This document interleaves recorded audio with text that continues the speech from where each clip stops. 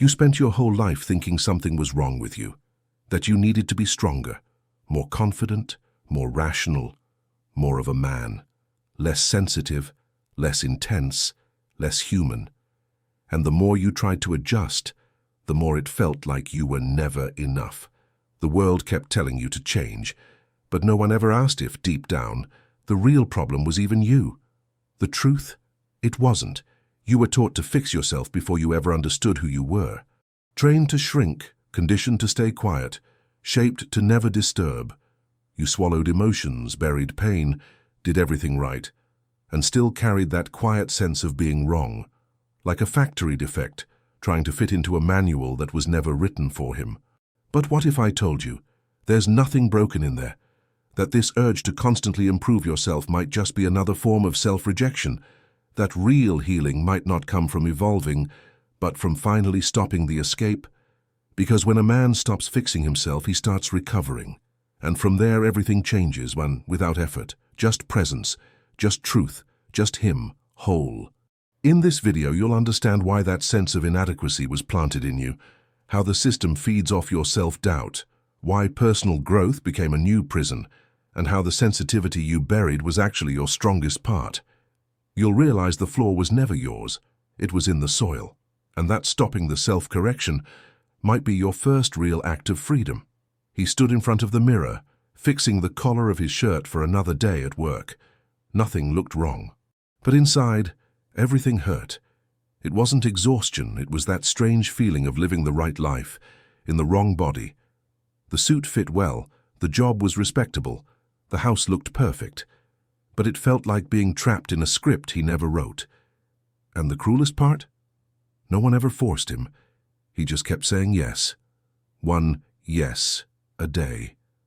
One silence a week, until he became someone he no longer recognized.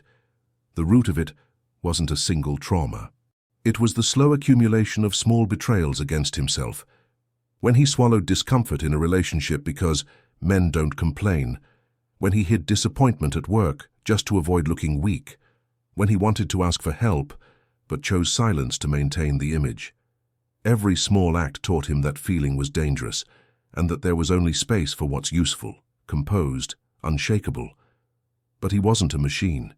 He was just trying to survive in a place where he couldn't be whole. He remembers a specific day. Sitting in the car, waiting for his wife to come out of an appointment, everything was quiet. And out of nowhere, he started crying. No big scene, no clear reason. Just tears, falling slowly, like the body was releasing something the mind couldn't name. That's when it hit him.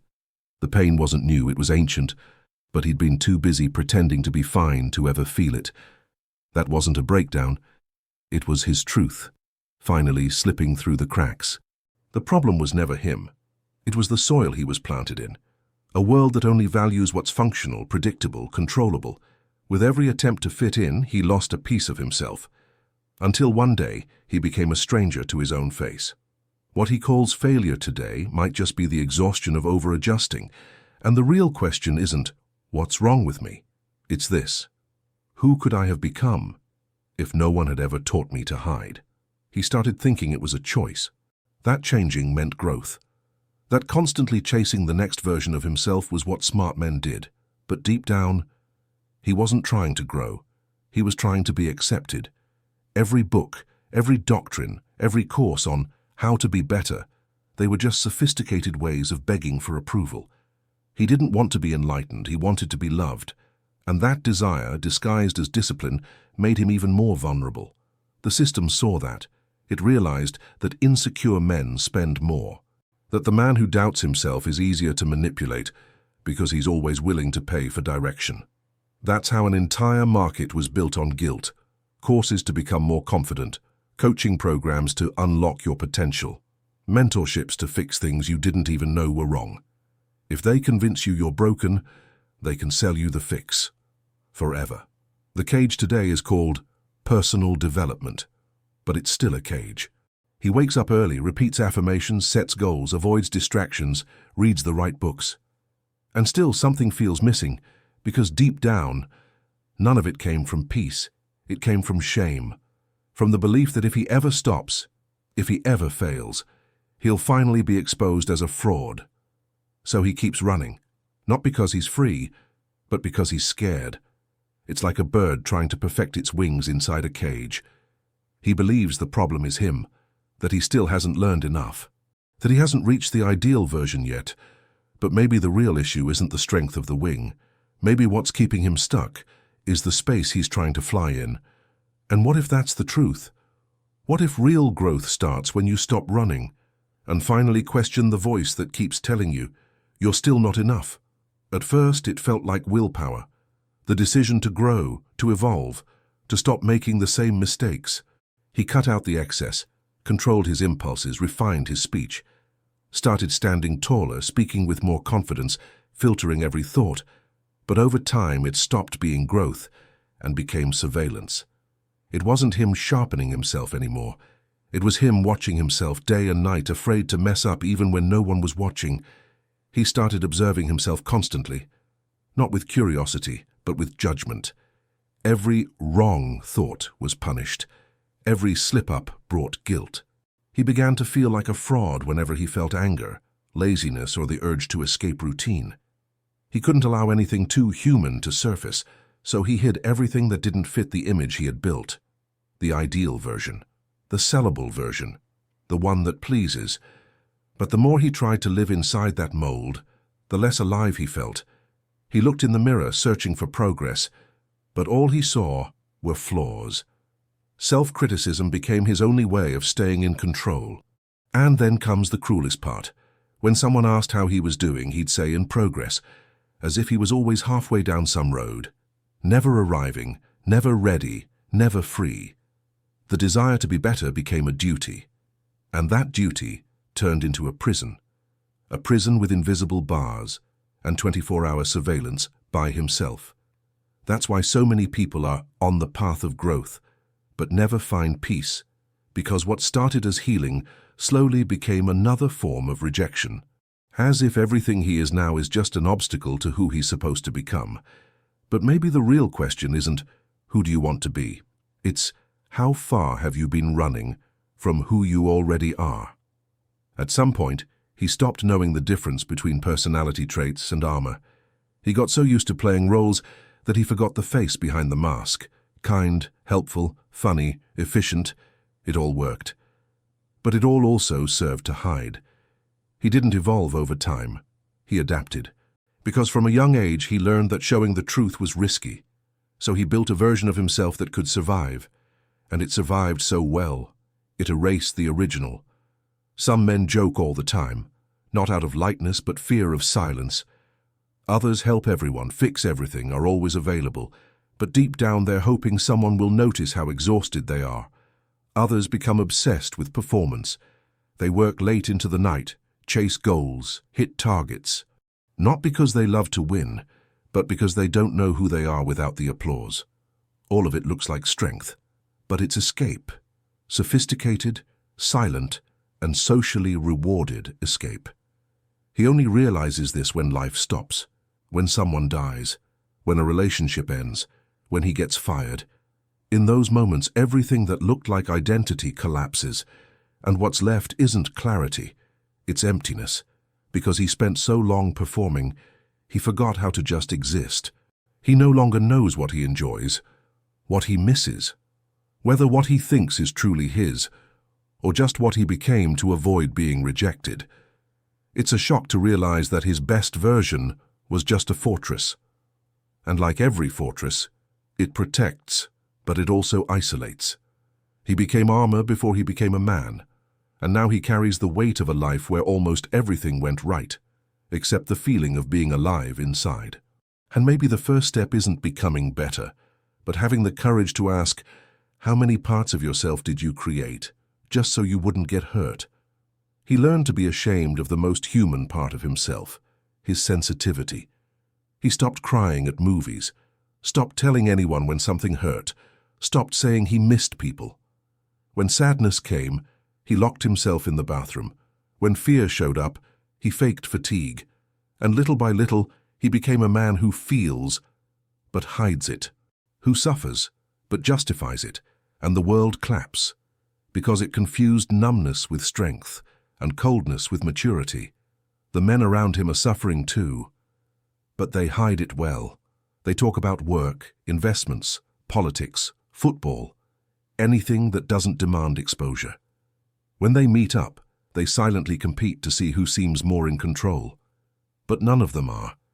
Inside, they carry doubts they can't even share with their wives, fears they hide from their children, sadness they'd rather turn into anger, because feeling is dangerous, but exploding is still socially allowed. He has loved deeply, trusted too much, stayed in relationships where he was diminished, but didn't leave. And when he finally did, he didn't allow himself to grieve. He walked away as if it hadn't hurt, smiled at the bar with friends, posted a quote about healing, and no one ever knew that inside. He still kept letters he never sent, emotions no one ever validated, tears that dried before they could fall, and that quiet build-up became bitterness, not from a lack of love, but from the lack of space to be whole. You pruned your own flowers just to look stronger, but all that did was make you drier. The sensitivity they buried in you was actually your clearest, noblest, most alive part, and now it knocks on your door as insomnia, unexplained irritability, a tiredness that won't go away, because what you tried to bury is still pulsing, still calling. And maybe it's not weakness. Maybe it's just what's left of what's real and asking to come back. He always thought he needed more discipline, more focus, more ambition. He woke up early, read all the right books, followed the routines that promised peak productivity. But inside, it still felt like something was missing.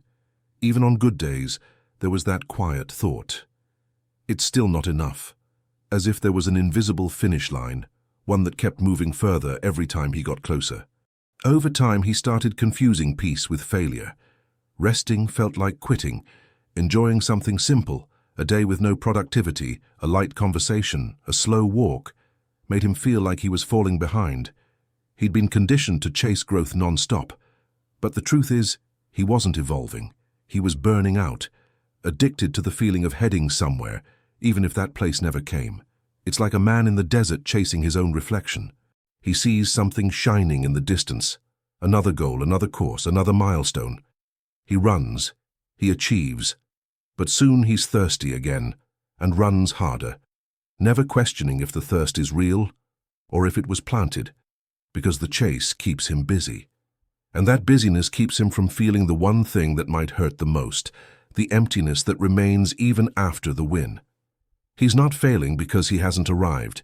He's losing himself because he never stopped. Because the peace he's looking for might not be in the next version of himself. It might be in finally allowing himself to be who he already is, with everything he feels, everything he lacks, everything that still hurts. And that surrender, the one that feels like defeat, might just be his first real act of freedom. He spent years thinking he wasn't enough, watching others thrive in relationships, in careers, in social circles, while he always felt a step out of sync. He tried to adjust, tried to study more, love better, be more sociable, but no matter how hard he worked, something inside him always felt misaligned, and that led him to a painful conclusion. I must be the problem. But what if that was the most convincing lie he ever believed? Maybe he didn't fail as a man. Maybe he just grew up in an environment where who he truly was never had space to grow. Like an oak tree planted in cactus soil. The tree isn't the problem. The problem is the dry ground, the lack of water, the constant shadow that blocks the light. And for too long he confused barrenness with guilt, thought that if he wasn't blooming, it was because he was defective, not because he lacked nourishment. Think of a man who's always had deep thoughts but grew up surrounded by shallow noise, or someone naturally calm, trained in chaos, in speed, in pressure. How could he feel whole in a world that never truly welcomed him? It's like placing a violin in the middle of a construction site. He didn't fail to adapt. He survived, even when no one listened. And that perspective changes everything. Because for the first time he stops blaming himself and starts understanding, starts looking at his past with empathy, realizes that much of what he called weakness was just a lack of fertile soil. And maybe, just maybe, if someone had seen him with the right eyes, he would have bloomed much earlier. And now Now the question isn't, why wasn't I enough? It's, what kind of environment are you still trying to survive in when you were meant to be living? There comes a point when he gets tired, not of life, not of others, but of himself, of living in a constant state of repair, of waking up every day with the feeling that something needs to be corrected, improved, adjusted, like he's a never-ending project. But the truth is, he's not tired of failing. He's tired of not being allowed to simply be. Healing doesn't begin with a new goal list, or another book, or one more performance tracker. Healing begins when he sits down and breathes, when he looks inward without tools, without techniques, without guilt, when he stops running from himself, even if what he finds still hurts, because only when the inner war ends can peace begin to enter. And that peace doesn't sound like victory. It sounds like silence, presence, rest. Healing begins when the war against yourself ends. That sentence isn't pretty. It's true. He spent so much time trying to fix himself that he forgot how to care. Because there's a big difference between growing out of love and changing out of self-hate, and that's what separates real growth from emotional prison, the intention behind the effort. When the intention is rejection, even progress becomes punishment. You don't need to fix yourself, you need to recover. From the pressure, from the lack of permission, from the constant demand to be a stronger version of yourself. Maybe your real strength begins the moment you simply stop pretending and start breathing, just that. A man who breathes fully without trimming himself down is already more powerful than anyone still pretending to be unshakable. Some men don't awaken when they win. They awaken when they stop fighting themselves. When they realize the war they've been fighting wasn't about evolution, it was about acceptance. And the pain they carry doesn't come from weakness, but from the violence of being shaped to fit into spaces that never truly deserved them. You don't need to reinvent yourself.